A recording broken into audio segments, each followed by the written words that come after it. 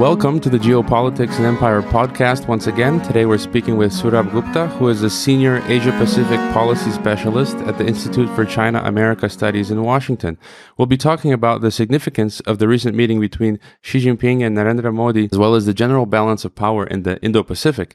Thanks for coming on the podcast, Mr. Gupta. Thank you for inviting me, and you're most welcome. So on this podcast, we've often spoken of China and have neglected looking at India. And we've seen how China has effectively become the challenger of U.S. hegemony as it has teamed up with Russia. The Belt and Road has become its highway to the rest of the world.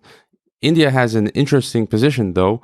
It's rapidly developing economically, and demographically, it's set to even surpass China's population in the near future. It has a good relationship with the U.S., but at the same time, it's seeking to be friendly with China. Can you give us a general idea on how you see India's positioning and balance in the Indo-Pacific region, as well as its position in between the U.S.-China superpower or new great game, and then we can dig deeper into some of the details. Oh, absolutely. India used to be, during the Cold War period, a very principled and a kind of a sanctimonious power, which tended to lean with the Soviets. And after seeing that it was on the wrong side of the Cold War balance, it realized that it needed to have good relations with all the main power centers in the world. And considering that there had been a real weakening of US-India relations during the Cold War, it was essential to get that relationship working. That has, by and large, succeeded in this post-Cold War phase, particularly over the last 20 years. So where India sees itself right now is trying to have the best possible relations with all the major power centers in the world.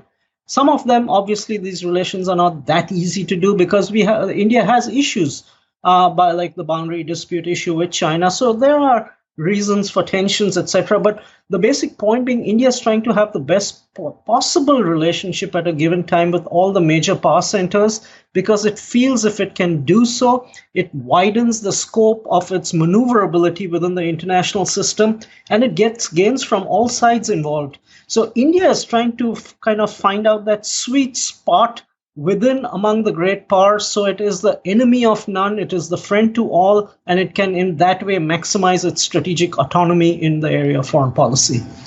You know, that sounds very reasonable, rational, and what I think any normal person would try to do to be friendly with everyone. Now, recently we had the talks where Xi Jinping and Narendra Modi met. One outcome of the talks was the launch of a high-level economic and trade dialogue to address India's trade deficit with China. Now, India has refused to join the Belt and Road. Some of the reasons, perhaps, may be the U.S.-India relations or alliance, but as well as the strong Pakistan-China alliance. And perhaps some of the other reasons for not joining the Belt and Road are some of these opaque Chinese funding agreements, and perhaps the danger of an unevenly opened Indian market to China, and the strategic mistrust, perhaps, between Delhi and Beijing, as some analysts have called it. What are your thoughts on why India is wary of joining the Belt and Road? Sure. The two-part question out here. One is the trade issue and one is the Belt and Road issue, which is slightly separate. Let me come very briefly to the trade issue before I get to Belt and Road. India runs a huge bilateral deficit with China, but much of that deficit is of its own making. It has a manufacturing sector which is simply not world-class. There are pockets of excellence, but it's simply not world-class, and that's why it's just not competitive. That manufacturing sector is not slotted within the regional value chains which span China, Japan, and Southeast Asia. And what tends to happen is India is uncompetitive in a lot of manufacturing products where China just happens to be very competitive. And so when they trade, that gap just becomes bigger and bigger. And without changes in India's factor markets, land, labor, capital policies with regard to these, I'm afraid they're not going to be competitive. And as much as they talk with China in trying to have greater market access because of Chinese non-tariff barriers in particular sectors, so that's going to be helpful, of course, to erase and remove those, but it will fundamentally not balance the deficit, balance the trade. And that's something India really needs to think through, how it goes about international economic trade liberalization, which is really lacking still in India. in a fair degree. Let's come to Belt and Road. That's a separate and very interesting area, simply because, yes, India has been one of the kind of standout parties which has not just joined but has had harsh things to say about Belt and Road. But if one also notices, interestingly, India is the number 2 shareholder in the Asia Infrastructure Investment Bank, which China was the lead conceptualizer of. So India is not opposed to alternative multilateral structures in international economic governance. The problem it has with Belt and Road is very specific. For India, the Belt and Road are the twofold issues. One is India has had for a long time issues with Pakistan. And a part of that Belt and Road goes, as you talked about, CPEC goes through what is disputed territory in Kashmir. It goes through Pakistani Kashmir. And India's view is that bilateral or multilateral aid projects should not be happening in disputed territory. It's fine if it goes to Pakistan proper and does whatever development work, but it cannot and should not go through Pakistani Kashmir because that is disputed territory. And therefore, it has raised the objection. That is the formal reason for its objection, of course. But the other reason, not as formally stated, is because one of the priority areas of Belt and Road is building port infrastructure in South Asia. And India has always had sort of this predominance in South Asia, in Bangladesh, Sri Lanka, Pakistan. And that is for the very first time being challenged by way of Chinese activity there, which is emboldening these countries in their relations with India. And India has just not adapted to having to live with this circumstance. I think it will learn to live with this circumstance so long as those port infrastructure projects are not weaponized, don't become dual use, civil military use, and have Chinese warships come and visit those ports, etc. But this has been, in India's view, a way in which China has gained influence and India has lost significant influence in South Asia. And that's why where the primary objection to Belt and Road resides is very geographically located in its own neighborhood and periphery. Frankly, what China does with Belt and Road elsewhere, India really doesn't have much of an issue with, though it talks about this language of debt trap and debt diplomacy also, like the U.S. But it is fundamentally India's grievance is that it is an international relations tool which is used to embolden its regional neighbors against India. And India is having great difficulty swallowing that or accepting that. And that's why it's such a strong objection to Belt and Road in principle per se.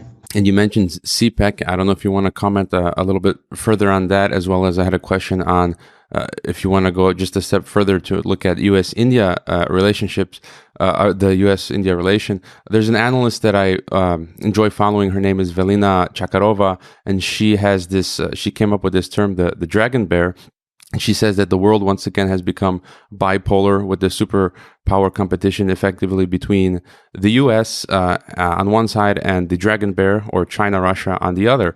And it's implied that all other countries or players must then choose a side because they're all smaller players and they must piggyback on one of the superpowers.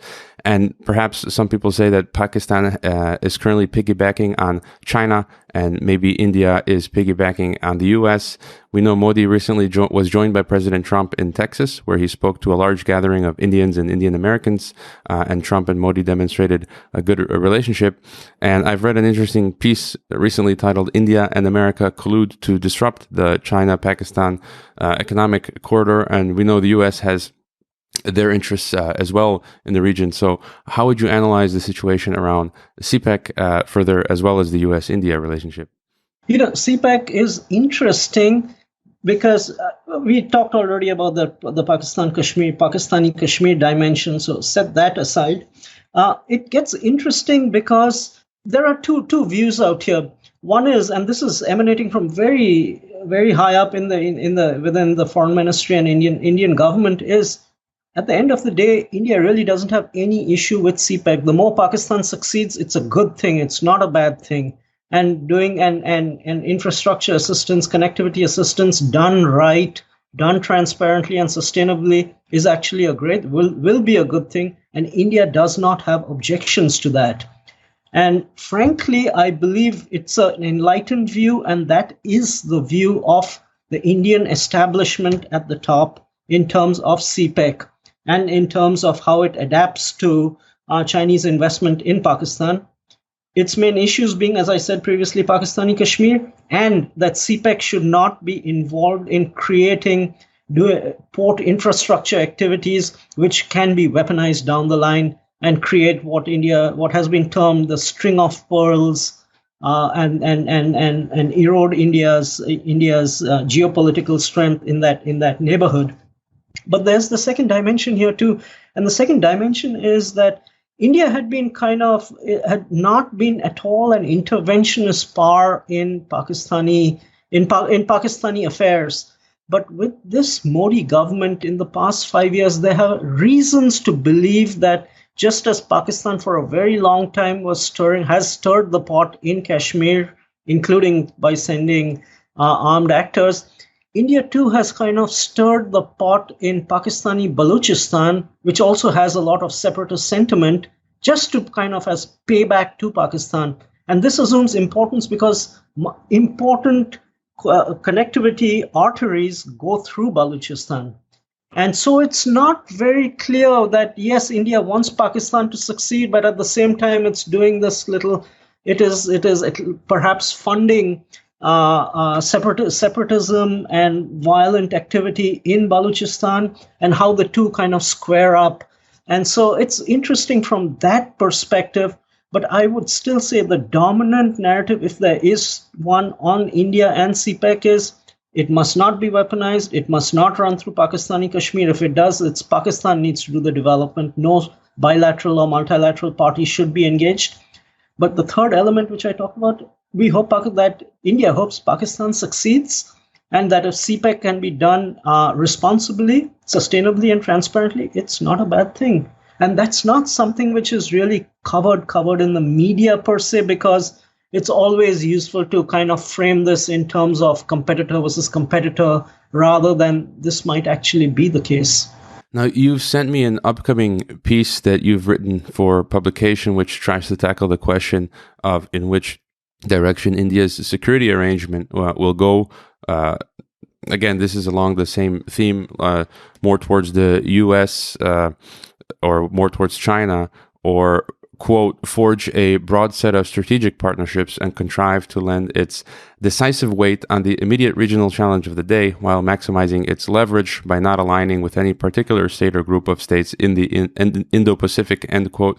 So I think you're saying that you believe India will mix it up between both the U.S. and China, depending on the geography. So could you tell us a little bit more about this? Where India goes on the Indo-Pacific will, of course, be interesting. India obviously wants to have as autonomous and independent a stance as possible. In the course of having that stance, it does not want to antagonize any actors. And considering that there's a large maritime dimension in the Indo-Pacific, it makes obvious sense for India to kind of, I won't say piggyback, but to have very good, warm ties with the U.S. Navy and the U.S. insofar as its maritime imprint in the Indo-Pacific. Again, talking Indo-Pacific, it's a very broad theater. And I think what India is very focused on more is the Indian Ocean and Bay of Bengal region, rather than anything which is beyond Sumatra, Malacca, and further east. So it's on a lot of the political issues, India will probably and likely see eye to eye actually with China, because the principles of foreign policy in terms of non-interventionism, the economic focus, etc., are very common, have great overlap, not just with China, but basically with the ASEAN states. But at the same time, from a defense purpose, so as to prevent possibly any revisionism down the line at any point of time, India wants to tighten its defense and naval relations with the US so that it at least has options. It's not going to use the US on anything related to its land boundary with China or with anybody else. but it does want to have that option of having a very close relationship with the US in the maritime realm, which can, who knows, be leveraged in some way, shape, or form. And particularly as China begins to have a real blue water capability, we might see things like the Quad become a very soft balancing option against China in blue water areas. And I say blue water because it's important. China has, one can call it brown water, its territorial sea areas. We can call green water areas, which are in its economic exclusive zones, which are its near seas, in which there are a lot of its disputes with Japan and with Southeast Asian countries. And then we have these blue water areas, which are the wide expanse of ocean. And India has no intention of challenging China in brown water or green water areas, but I can see it probably tagging along with other Quad countries as being as a soft balancing option in blue water areas when China becomes a maritime superpower. So it's a mixed strategy. It'll depend on the issue. It'll depend on defense issues, economic issues, political issues, all kept in separate baskets to some extent. But the aim is to broadly bring its heft to the Asia-Pacific equilibrium so as to help support that equilibrium while having the means to resist any revisionism if it ever were to occur from China's end. And from that point, the US is an important ally, an important partner, I would say.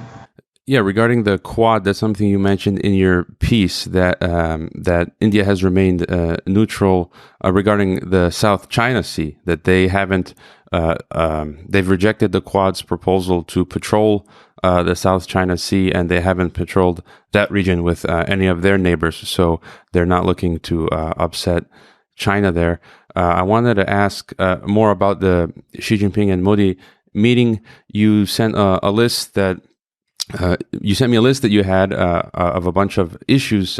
Some of those we've discussed already. Some include the border disputes, 5G and Huawei, issues over oil and gas exploration in territorially disputed areas, and interesting, something I never thought about, who will succeed the Dalai Lama. So what would you say are some of the other key issues or takeaways from the recent meeting?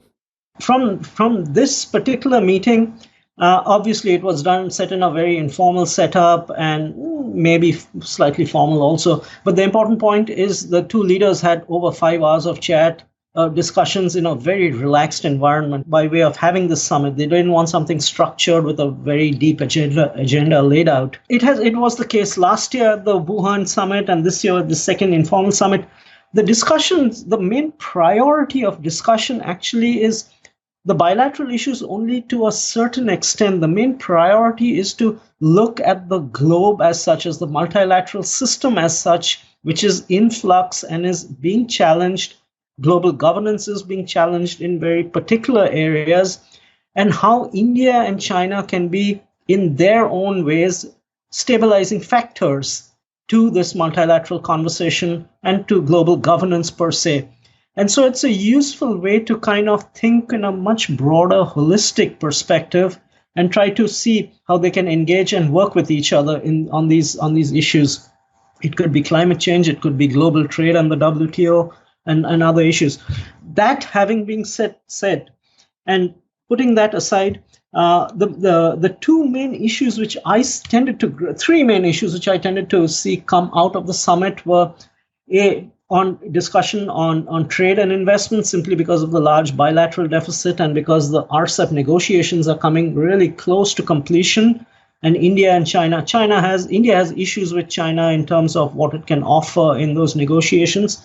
I don't know if RCEP was specifically talked, but the trade issue was obviously talked in quite some detail. The second issue, which was talked in a fair amount of detail, was the boundary issue. It was listed out. So last year's summit had seen the leaders give very specific strategic guidance to their armies on how they should go about doing patrolling, etc., on the border. This time, not that much specific guidance, but at the same time, it was definitely taken up because a new round of special representative negotiations on the boundary issue is impending. It's coming up soon. And it's a moment to again review how their plans of how they're going to go forward in trying to resolve the boundary dispute. And the third issue which they talked about was about terrorism, which is, yes, about Kashmir, but they talked in larger sense in terms of radicalization. And when we talk radicalization, I mean there are issues in Xinjiang, there's issues in Kashmir. And so it's a broader conversation than just kind of pointing the finger at Pakistan and saying Pakistan is a bad actor, etc., etc. But these, if I gather correctly, were the main issues which were kind of touched on in this summit, and not in terms of actually having particular deliverables come out, but in terms of an ongoing heart-to-heart conversation of how to move forward on these fronts. You've written that Modi's Act East policy aims to project India as a leading power, not just a balancing power, whose geopolitical weight and preferences could shape strategic outcomes in the Indo-Pacific region and beyond.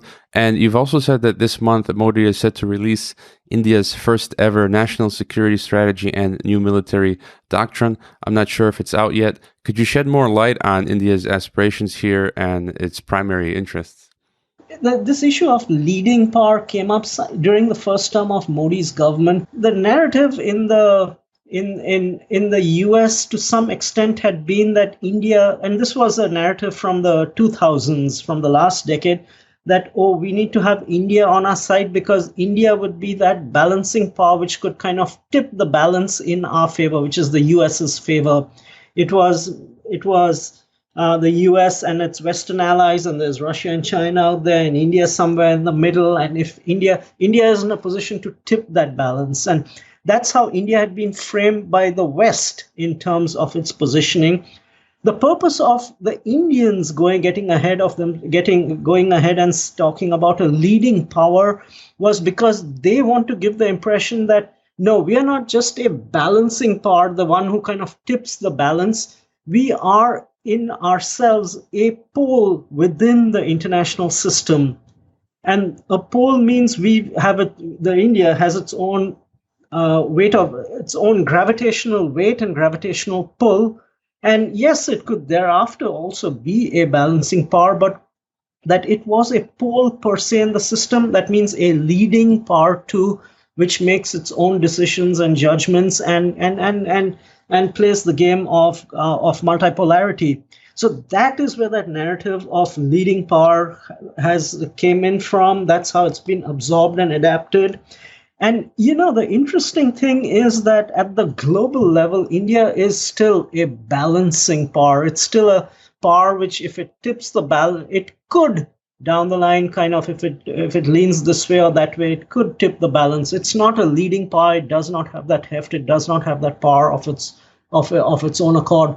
But within the Indo-Pacific, one can literally call it a leading power in terms of China, the United States, Japan, India. These are, and to some extent Russia, these are the leading powers which have their own independent, I know Japan is kind of tied to the US in a way, but which have their own kind of geopolitical heft and weight and make policy on that basis.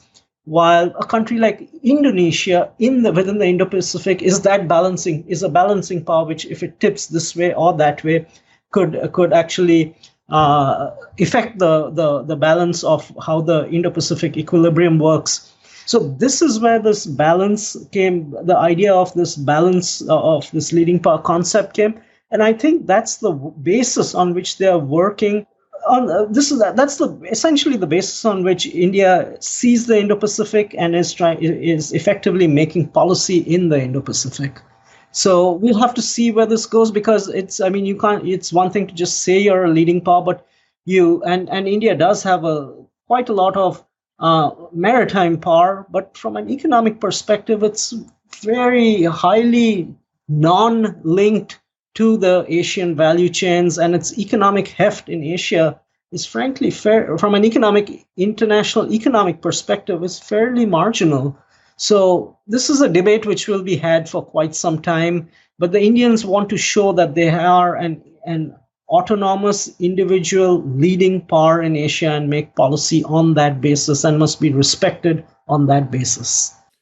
Are there any other important questions that I haven't asked regarding the Indo-Pacific and India, or something that you think about a lot that is important? The one thing I would say with regard to the Indo-Pacific is, and I just briefly alluded to that, the Indo-Pacific is the Indian and the Pacific Oceans. These are two very separate theaters. And frankly, I would say for the past millennia, they have remained separate theaters.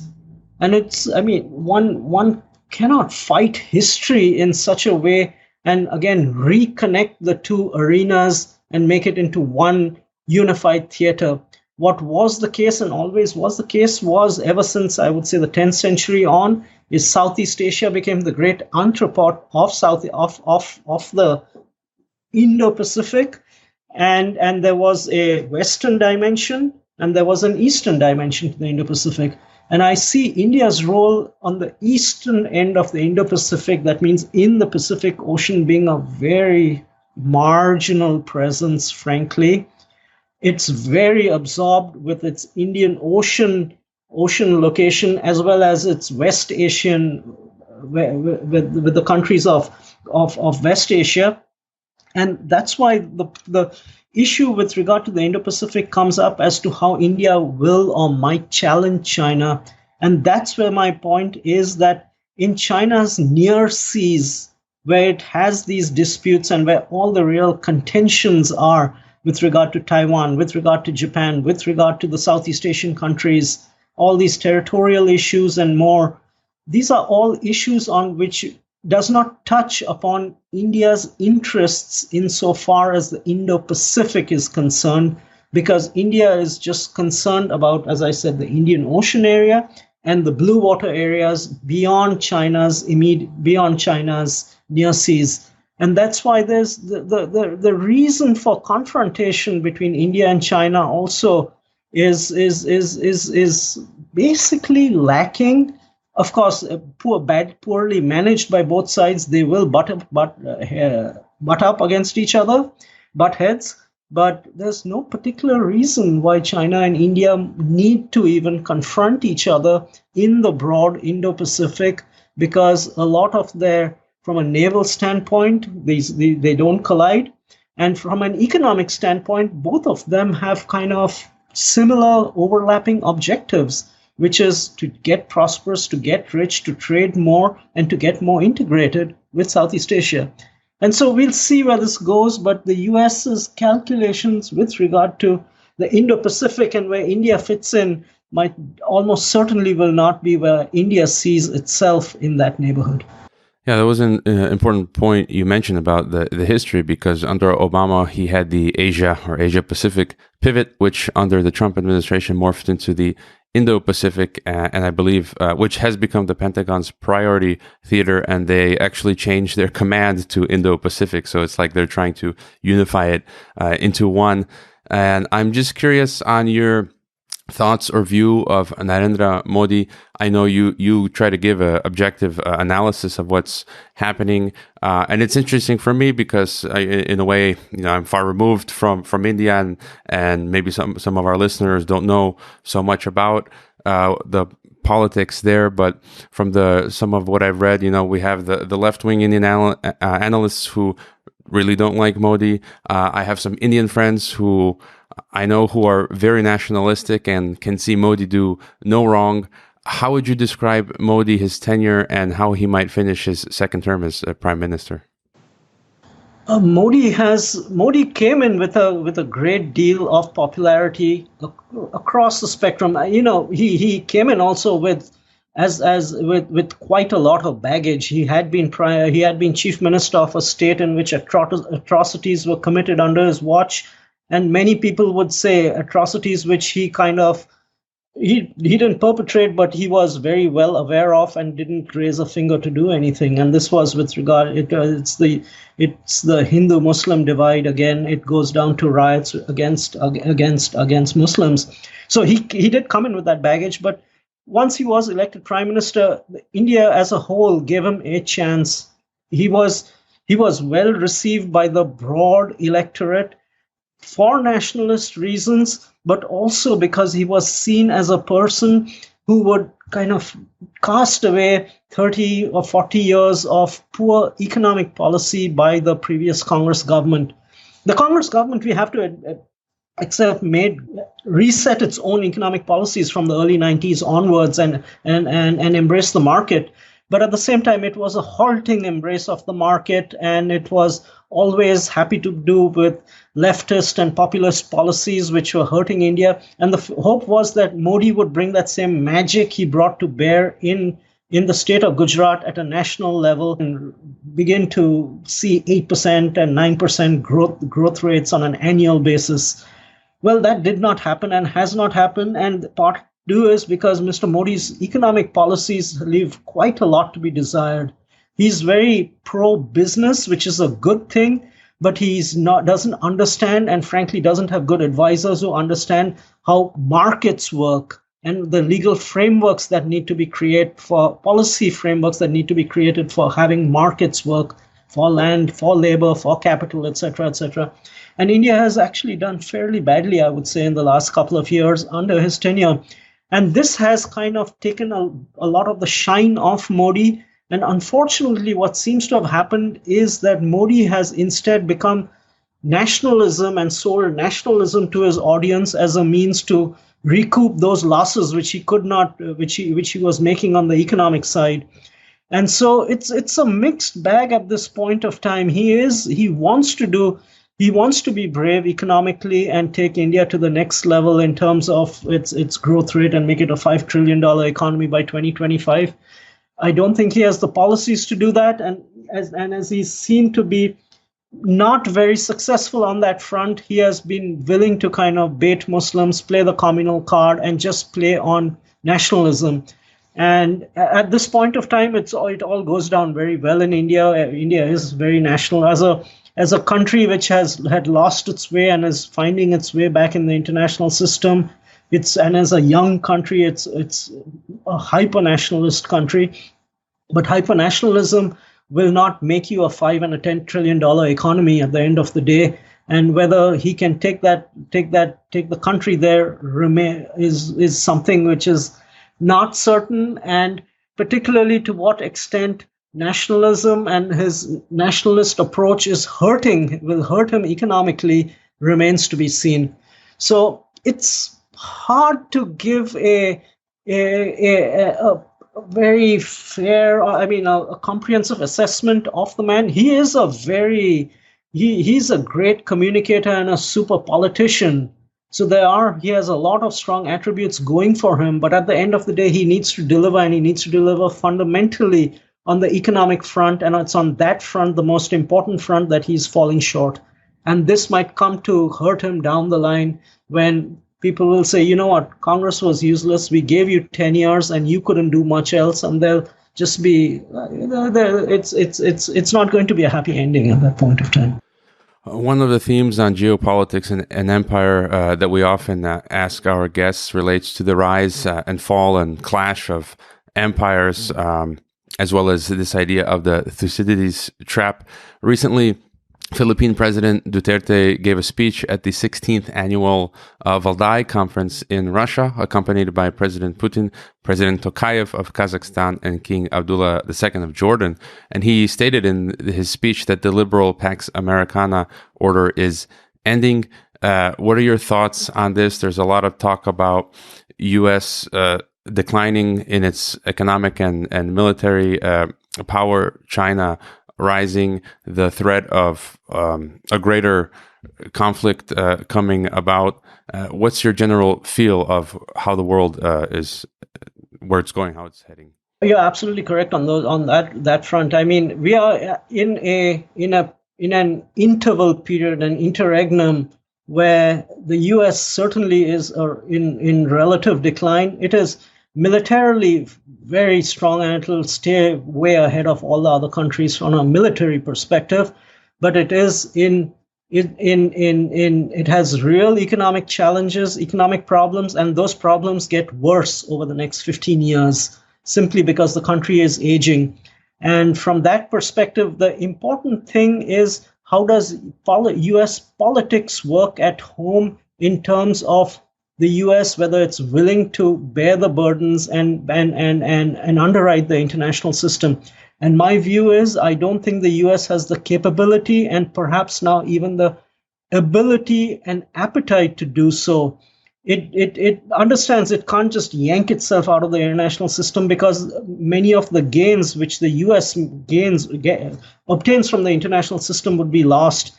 But the US itself, I think, is questioning its own ability to sustain that international order which it had underwritten, and its inability to do that. And fundamentally, I think that there is an inability to do that. We'll see power gravitate to other actors, both regionally and at the international level, and I don't necessarily think it'll turn out to be a terrible thing. It in Asia, think about, let me just throw out an idea which might seem kind of a little off the charts, but the U.S. has been the underwriter of peace, prosperity, and stability for the past, what is it, 75 years, and probably for 20 years more to a certain extent. I will argue that consolidated Chinese authority, central authority in the Chinese capital, wherever that capital might have been, has been the surest guarantor of peace, prosperity, and stability in East Asia for the last two millennia. So we are talking about either China or the United States, but both have been great guarantors of peace, prosperity, and stability. And even if we do have a kind of a shift between these two countries, a shift in position, I really can't, I find it hard to believe that the leader or the challenger is going to tear down the system just to rebuild the system anew. So I don't think the transition needs to be that volatile or scary. But it is interesting to note what happens at the international level, because Russia has again become a very engaged player. China and Russia are certainly finding a meeting of minds on a variety of issues, including on military issues. The West has real issues to deal through for the next 25 years. And we just have to see when this world order that we are living in and is, I would say, fraying and perhaps even dying, and we are at this interregnum, what are the ideas that come out which can sustain an alternative architecture in which all the major players can be involved and offer constructive and play a constructive role. And it shouldn't necessarily be seen through the lens that if this system and this structure is fading, that it needs to end in a catastrophic way like it did in the 20th century before a new system arises. I think there's enough internationalism in the system and enough new players in the system like China and India and emerging countries who have a vested interest in the stability of the system, provide much of the growth to the system, and who are going to demand that, of course, they get their place in international governance, but that evolution to that new architecture also happens in roughly peaceable ways and must not happen in a terrible way. So it's a moment of flux, but I don't necessarily think that one should take it that the flux it's going to be bad flux, and that it could well turn out to be we could have a new system underwritten by the major players in which the West has a more diminished but important role, and that the international system moves along in a good way, frankly. All right. If you have any final thought or any websites, publication or book you'd like to mention, or anywhere else people can follow your work, or a recommendation of anything for our listeners to read? One of the things I would say, I'll make two small points. Actually, just today, I put out an article which got published in this newspaper called The Hindu, and essentially talking about India and China need to reconnect and speak again in trying to recreate the Asian maritime commons. Asian waters in the age of sail was never an arena of contestation. It did become an arena of contestation, starting with the Portuguese and the introduction of violence for state purposes in Asia's seas. maybe India and China should again have a heart to heart and a long conversation on how we can remove that angle of contestation so that Asia seas can be free, can be open, and doesn't need to be free and open on the basis of kind of real strong deterrence capabilities. Everybody needs to have an incentive in seeing that in having those seas free and open. So it's that sort of conversation which I think people should be could also pay a certain degree of attention to, because that is not the way we frame issues in the international system or in the Indo-Pacific, because it's typically seen as a relative sum or a zero-sum competition, when there might be arenas even as contested as the naval arena, which could be win-win arenas of win-win cooperation. So just allude to that in one. The second point I'll make, and it's a very simple one, that we are in the 21st century. Folks have called it the Asian century, not necessarily because Asia will become that Asian countries will become number one, not from that perspective, but because Asia will be perhaps the arena, or the Indo-Pacific will be the arena where all the most important elements of geopolitics play out, simply because it's the biggest growth arena in economic region of the world. And in this regard, I'd say, I think for the first half of the 20th century, it's very important that the U.S.-China relationship remain on an even keel, and the Trump administration has really messed up on that front, and so the no guarantees what happens on U.S.-China relations in the first half of the 21st century. But my view is the second half of the 21st century, the most important bilateral relationship will be between China and India. And that's why it's important in these next quarter century to get the fundamentals of that relationship correct and start to lay out that architecture which can sustain and maintain peace in the Indo-Pacific, and also in that context assist in maintaining peace globally. All right. Very interesting stuff. And I wouldn't disagree with your assessment. Is there any website or that you'd like to mention where people can find you or follow your work? Let me just suggest my own office's website. It's the Institute for China-America Studies. The work is listed under my under my name. You can click on it and it'll list out all not just the op-eds, but it will list out issue primers, reports, and even journal papers which I've put done externally, and people are free to absolutely check it out. It's what is it? www.China-U.S-ICAS.org. All right, that'll do it for this episode of Geopolitics and Empire. And I do encourage listeners to follow Sourabh Gupta's work. He's also, I think, frequently interviewed on the English language Chinese media. And thank you, Sourabh, for the interview. You're most welcome, Herboy. Good to speak to you. Thanks for having me on. I hope you enjoyed this Geopolitics and Empire podcast and interview. I would like to remind you that our website is geopoliticsandempire.com, and you can sign up for our mailing list that goes out each weekend with the latest podcast and a long collection of important news headlines. It's good to sign up for the newsletter in case we experience censorship and deplatforming. You can help the Geopolitics and Empire podcast by subscribing to and interacting with all of our channels such as YouTube, Twitter, Facebook, Gab, Minds, and Steemit.